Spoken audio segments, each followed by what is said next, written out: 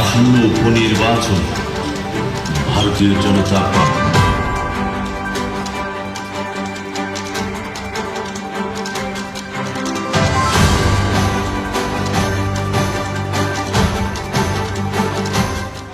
সেই কারণে এখানে শুধু যে আমাদের বিজেপি যারা পরিবারের সমর্থক বা কার্যকর্তারা ভোট দেবেন এরকম না, আমরা কিন্তু দলের পক্ষ থেকে আমরা আবেদন রেখেছি সকল অংশে মানুষের সমর্থন চাইছি। সেক্ষেত্রে কমিউনিস্ট পার্টি, কংগ্রেস বা তৃণমূল যারা করেন আমাদের দলের বাইরেও যারা বলবো রাজনৈতিক সচেতন ভালো সজ্জন তারা প্রত্যেকেই আমাকে সমর্থন করে আমার বিশ্বাস।